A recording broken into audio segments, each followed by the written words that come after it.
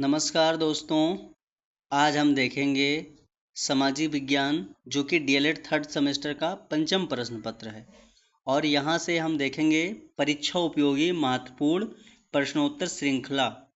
इसमें आपको 10 अति लघु उत्तरीय प्रश्न और 5 लघु उत्तरीय प्रश्नों का संपूर्ण हल जो आपकी परीक्षा की तैयारी को 100% मजबूत और आसान बनाएंगे। आइए चलते हैं। सबसे पहले तो हम देखेंगे अति लघु उत्तरीय प्रश्न और इसमें भाग 1 में 10 प्रश्न देखेंगे। आइए सबसे पहला प्रश्न से आप लोग मिलिए। सबसे पहला प्रश्न जो आपका है तट रेखा एवं विलय नीति से है। इसमें प्रश्न देखिए, भारत के किस राज्य या केंद्र शासित प्रदेश की तट रेखा सर्वाधिक लंबी है? बताइएगा। भारत के गुजरात राज्य की तट रेखा सबसे लंबी है। इसकी कुल तटीय लंबाई लगभग 1214.7 किलोमीटर है, जो भारतीय मुख्य भूमि के कुल तटीय भाग का एक बड़ा हिस्सा बनाती है। इसी के अंतर्गत प्रश्न 2 आता है। देखिए, लॉर्ड डलहौजी की विलय नीति क्या थी? Doctrine of lapse. बताइए। डलहौजी ने कुशासन और निसंतान राजाओं द्वारा गोद लेने की प्रथा का निषेध करके कई भारतीय रियासतों जैसे सतारा, झांसी, नागपुर को बलपूर्वक ब्रिटिश साम्राज्य में मिला लिया था, जिसे विलय नीति कहते हैं। आप लोग इन प्रश्नों को नोट कर लीजिएगा ताकि अच्छे से आप पेपर में अपना परफॉर्मेंस दिखा पाएँ।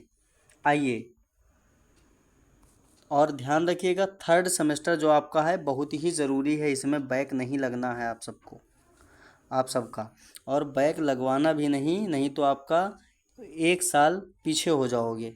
आइए हरित क्रांति एवं WTO देखेंगे। WTO है क्या?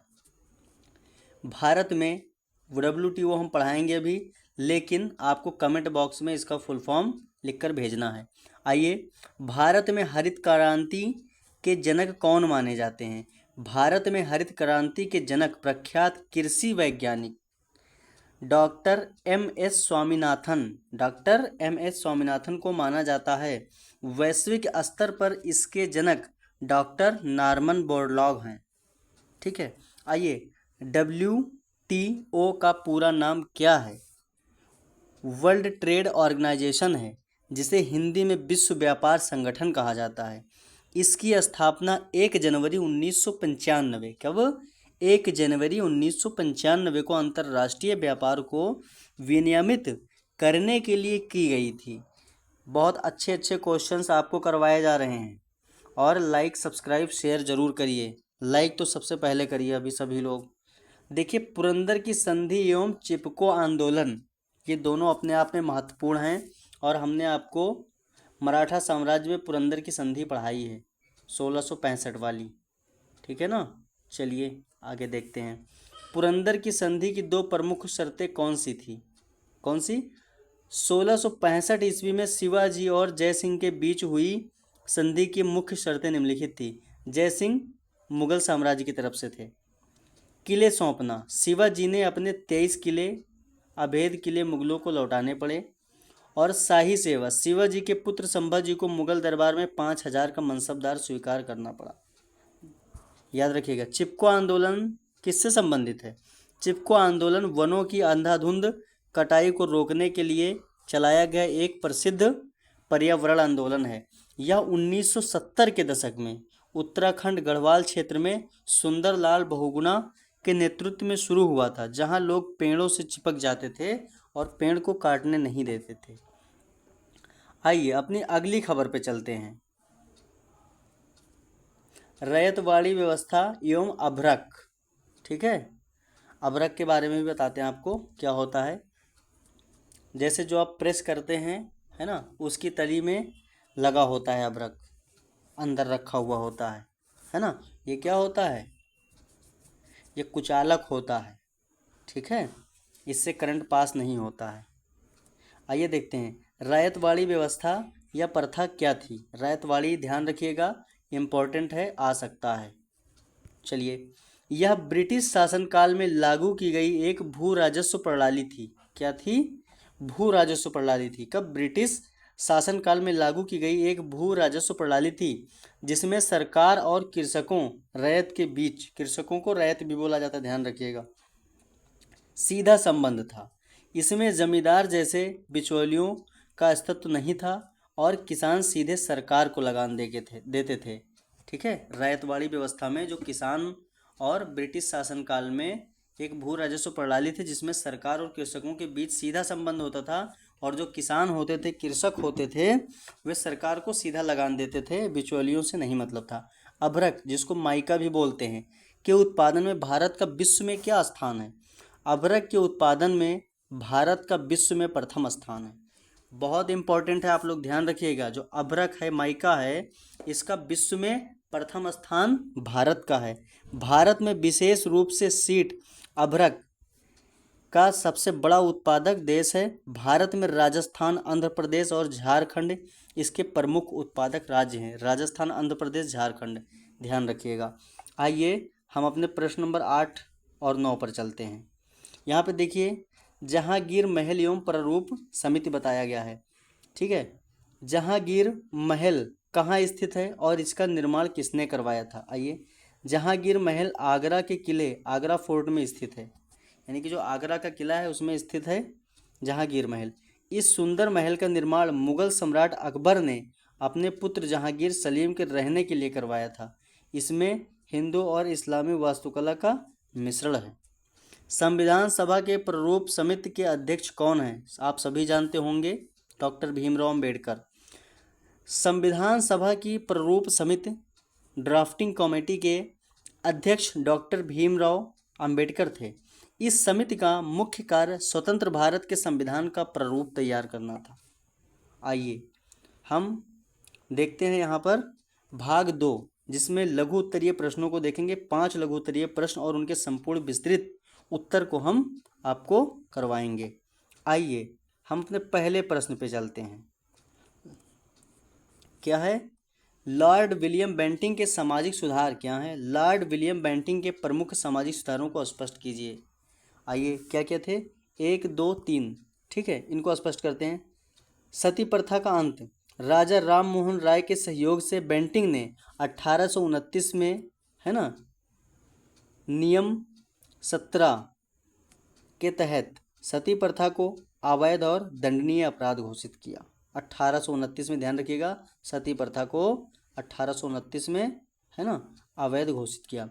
और ठगी प्रथा का दमन। क्रूर और हिंसक ठगों का खात्मा करने के लिए बेंटिंक ने कर्नल स्लीमैन को नियुक्त किया और भारत को ठगी के आतंक से मुक्ति दिलाई। आधुनिक शिक्षा प्रचार। मैकाले की सिफारिशों को स्वीकार कर भारत में अंग्रेजी को उच्च शिक्षा का माध्यम बनाया और आधुनिक शिक्षा की नींव रखी। ये सारा काम लॉर्ड विलियम बेंटिंक ने किया। आइए, मुगल मनसबदारी प्रशासनिक व्यवस्था। अकबर द्वारा शुरू की गई मनसबदारी व्यवस्था से आप क्या समझते हैं? मनसबदारी प्रथा मुगल काल में सैन्य और नागरिक प्रशासन की रीढ़ थी। मनसबदारी जो है, जिसे सम्राट अकबर ने सुव्यवस्थित रूप से शुरू किया था। मनसब का अर्थ है, यह अरबी भाषा का शब्द है जिसका अर्थ पद या दर्जा होता है। जात और सवार। मनसबदार का पद 2 भागों में बटा था। जात व्यक्तिगत मान प्रतिष्ठा और सवार सैनिकों और घुड़सवारों की संख्या। वेतन की व्यवस्था। मनसबदारों को उनकी श्रेणी के अनुसार वेतन नगद या जागीर राजस्व क्षेत्र के रूप में दिया जाता था। आइए प्रश्न नंबर 3 पर हम चलते हैं और यहाँ पर पर्यावरण के बारे में देखते हैं। पर्यावरण मित्रता, इको फ्रेंडली, कितना अच्छा है। देखिए, पर्यावरण मित्रता क्या है, इससे विस्तार से समझाइए। पर्यावरण मित्रता, इको फ्रेंडली, इसका सीधा अर्थ है पृथ्वी और उसके पर्यावरण को हानि न पहुँचाने वाली जीवन शैली, नीतियों और उत्पाद। जैव निम्नलिखित पदार्थ जो मिट्टी में पाए जाने वाले सूक्ष्म जीवों द्वारा आसानी से नष्ट हो जाते हैं और नहीं फैलते हैं। ऊर्जा संरक्षण, प्राकृतिक व वैकल्पिक ऊर्जा स्रोतों जैसे सौर और पवन ऊर्जा के प्रयोग पर बल दिया जा रहा है। संसाधनों का पुनर्चक्रण, प्लास्टिक के स्थान पर कपड़े कागज के थैलों का उपयोग और 3Rs यानी रिड्यूस, रीयूज, रिसाइकल को अपनाना। आप सभी लोग इस मुख्य पॉइंट को नोट कर लीजिएगा, कॉपी में भी और अपने अपने दिमाग में भी। इसी तरीके से करना है और अपने पर्यावरण को बचाना है। चलिए आइए, यहाँ पर हम देखते हैं इम्पोर्टेंट प्रश्न है, संविधान के 6 मौलिक अधिकार। याद रखिएगा, भारतीय संविधान द्वारा नागरिकों को प्रदत्त 6 मौलिक अधिकारों का वर्णन किया गया है। समानता का अधिकार, कानून के समक्ष समानता और जाति धर्म या लिंग के आधार पर भेदभाव का अंत, अनुच्छेद 14 से 18 में। स्वतंत्रता का अधिकार, विचार अभिव्यक्ति, शांतिपूर्ण सभा और देश में कहीं भी भ्रमण करने की आज़ादी, अनुच्छेद 1922 में दी गई है, 19 से 22 में। शोषण के विरुद्ध अधिकार, मानव तस्करी, बेगार और 14 वर्ष से कम उम्र के बच्चों से मजदूरी कराने पर रोक, 23 से 24 अनुच्छेद में। धार्मिक स्वतंत्रता का अधिकार, किसी भी धर्म को मानने, उसके प्रचार प्रसार और धार्मिक संस्थान चलाने की स्वतंत्रता, अनुच्छेद 25 से 28 में दी गई है। फिर भी देखिए किस तरीके का लोग कर रहे हैं इस टाइम पे, क्या सिस्टम चल रहा है हमारे देश में। आइए देखते हैं। शिक्षा एवं संस्कृति का अधिकार, अल्पसंख्यकों को अपनी भाषा, लिपि और सांस्कृतिक विरासत की रक्षा व शिक्षा का अधिकार, 29 से 30 अनुच्छेद में। संवैधानिक उपचारों का अधिकार, मौलिक कर्तव्यों का हनन होने पर सुप्रीम कोर्ट जाने की शक्ति, बाबा साहब ने इसे संविधान की आत्मा कहा है। ठीक है, आइए अनुच्छेद 32 में मिलता है। चलिए आइए लास्ट प्रश्न हम पढ़ लेते हैं, देखते हैं क्या है इसमें। खनिज संसाधन और जीवाश्म ईंधन में के मुख्य अंतरों को तालिका बनाकर समझाइए। तो इस तरीके से तालिका बनाकर आप समझा दीजिएगा। उत्पत्ति है ना, यह भू प्रॉपर्टी, ओरिजिन, उत्पत्ति क्या है, आधार, और खनिज संसाधन जीवाश्म। उत्पत्ति इसकी क्या होती है, यह भू प्रॉपर्टी अर्थ क्रस्ट में होने वाली भूगर्भीय प्रक्रियाओं और अकार्बनिक तत्वों से बनते हैं। जीवाश्म कैसे बनते हैं, देखिए ध्यान दीजिए। खनिज संसाधन आपका कैसे बनता है, यह भू प्रॉपर्टी यानी पृथ्वी के सबसे ऊपरी परत पर होने वाली भूगर्भीय प्रक्रियाओं और अकार्बनिक तत्वों से बनते हैं, खनिज से जो बनते हैं। और जीवाश्म ईंधन फॉसिल फ्यूल कैसे बनते हैं, लाखों वर्षों पूर्व पृथ्वी में दबे मृत पौधों और जीवों के अवशेषों पर अत्यधिक ताप और दाब के प्रभाव से बनते हैं। ठीक है, यानी इसमें बहुत समय लगता है। आइए, प्रकृति नेचर क्या है, ये ठोस, धात्विक, अधात्विक, अयस्क होते हैं। उदाहरण लोहा तांबा, जो खनिज हैं ये सब एक तरह से देखा जाए ठोस होते हैं, धात्विक होते हैं, अधात्विक होते हैं, जैसे लोहा और तांबा। और ये जीवाश्म ईंधन जो ये प्रमुख रूप से हाइड्रोकार्बन होते हैं और दहनशील यानी ज्वलनशील होते हैं, है ना। नवीकरणीयता, कुछ खनिजों को रिसाइकल किया जा सकता है, जैसे लोहा, एल्युमिनियम, और ये पूर्णतः अनवीकरणीय होते हैं, यानी कि ये रिसाइकेबल नहीं होते हैं और एक बार जलकर नष्ट होने पर दोबारा काम नहीं आते। प्रमुख उदाहरण जैसे सोना, चांदी, तांबा, लौह अयस्क, अभ्रक आदि, ये सब खनिज संसाधन हैं। और जीवाश्म ईंधन आपसे पूछा जाए तो आप बता देंगे कोयला, पेट्रोलियम और प्राकृतिक गैस, है ना।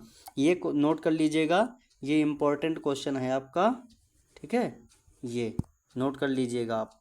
आइए यहाँ पर क्या दिया गया, देखो। सर्वश्रेष्ठ अंकों के लिए आप सभी को शुभकामनाएं। प्यारे बच्चों, आज की क्लास में हमने सामाजिक विज्ञान के 10 अति लघु उत्तरीय प्रश्न और 5 लघु उत्तरीय प्रश्नों को अच्छे से समझा। इन सभी प्रश्नों को अपनी कापियों में नोट करके अच्छे से अभ्यास करिए, अच्छे से पढ़ाई करें, परीक्षा में सुंदर लेख लिखें और सफलता निश्चित आएगी। आइए, आप सभी का बहुत बहुत धन्यवाद।